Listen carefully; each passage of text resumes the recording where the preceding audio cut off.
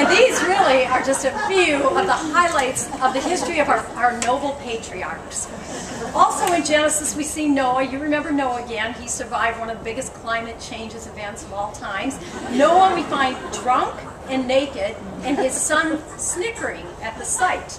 We learn about two unmarried daughters of Lot who, looking at their marriage prospects, which looked very dismal, decide to ply their father with alcohol and have him sire their children, and they succeed. And then we hear about Sarah's little arrangement for her husband, think about this, for her husband to sleep with another woman in an effort to recruit a surrogate mom. Genesis can probably rival any romance novel, any TV episode series you'll ever find for nastiness, scheming, deception, pride, violence, sex, betrayal, you name it, it's there. And that's because that's what real life is about. We've been on both sides of this, all of us in some way.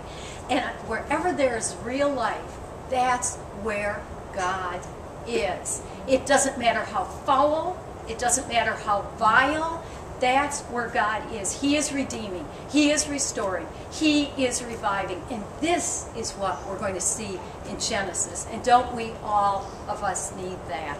So Genesis really is a very good place to start. I'd also like to tell you just a little bit about what it is the start of. Genesis is the first of 66 books. They're not really books like you think of a novel. Some of them are letters, they're chronicles. 66 compiled together, unrelated. They were written over a period of about 1,500 years by about 40 different authors from every social class, from every occupation. There were shepherds and soldiers and kings. One guy was an IRS man, one guy was a medical doctor, one guy made tents. Every sort of background, and each of them wrote from their own vantage point, and they wrote in their own language, and they covered a staggering array of topics. The Bible is not a book about religion. It's not just a theology book. It includes things like historical events, treaties, proclamations, various places, prophecies, hundreds of prophecies, victories. But even though there was an enormous span of time, hundreds of years, even though the authors had hugely varied backgrounds and they had very differing styles, even though the subjects were complex and often great detail was required, even though all that's true, the entire Bible, when these are put together, is consistent in its theme, in its facts, and in its cross-referencing. Let that sink in, the probabilities, those of you who are statisticians. And the Bible survived through the ages. Obviously, it was written without a computer. It was even written, of course, without paper and pencil. What they used instead was organic material like papyrus. And any of you could probably look in your refrigerator today to see what happens to living material after a very brief time. It just doesn't last. So as a result, there are no original documents of the Bible, no original. But what we do have, and what we rely on 100% with all documents of antiquity, are manuscripts. Manuscripts are the copies of the originals. So someone writes the original, then someone writes a copy of it, then maybe 2 people copy that, and then maybe 4 people copy that copy over here. And you see how the copies would get scattered throughout, and by many, many different people.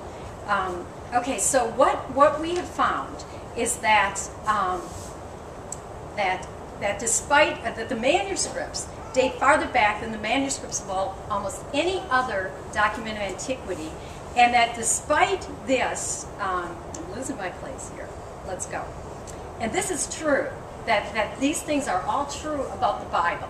That this consistency, despite time, despite weather, and unique to the Bible, the persecution of God's people. People were always trying to burn and suppress the Bible, and yet it survived. And it survived, well, let me tell you a story about its survival.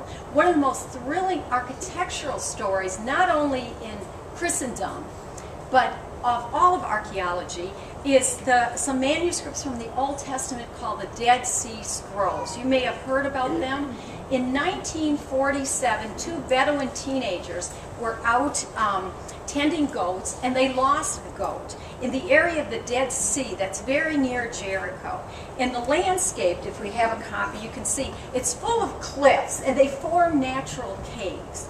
Well, these teenagers were probably told not to come home without all the goats. They lost the goat, so one of them tossed a coin into one of these caves, hoping a goat would come running out, and instead he heard the shattering of poverty.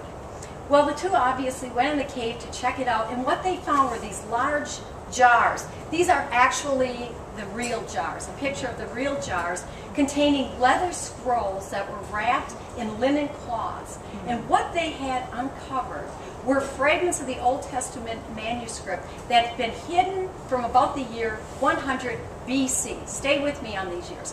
100 BC. In other words, when they were found, they were almost 1,900 years old. They'd survived 2,000 years, and they were in very, very good shape. Obviously, when the archaeologists heard about that, they descended en masse to this area, and in the next 10 years, they found a total of 11 caves containing Old Testament manuscripts. So if you don't have an archaeological bent, let me tell you why this is so incredible. These Dead Sea Scrolls were 1,000 years older than the oldest manuscripts of the Old Testament known up to that time.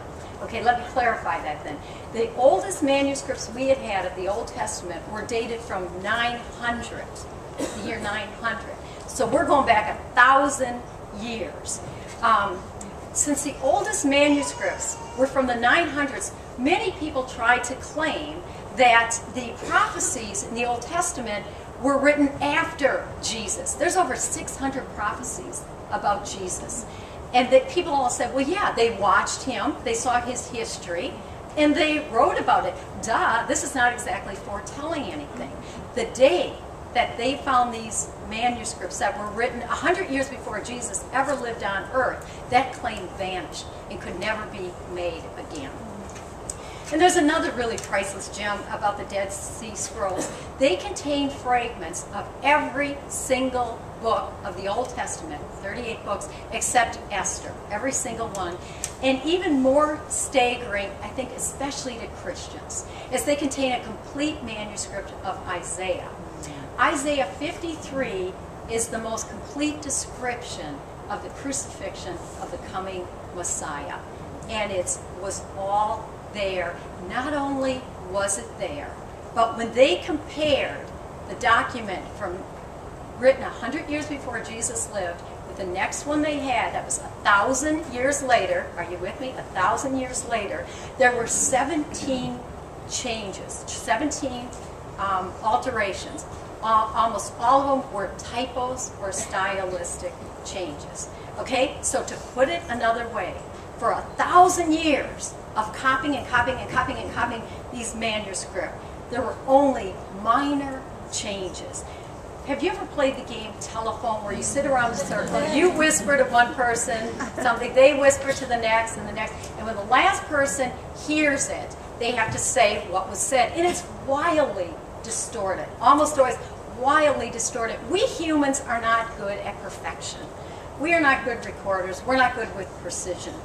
Or did you ever have a recipe that you loved, you copied it down, you made it, and you ended up throwing your casserole or your cake out because you missed a recipe or you copied the wrong measurement, the wrong amount?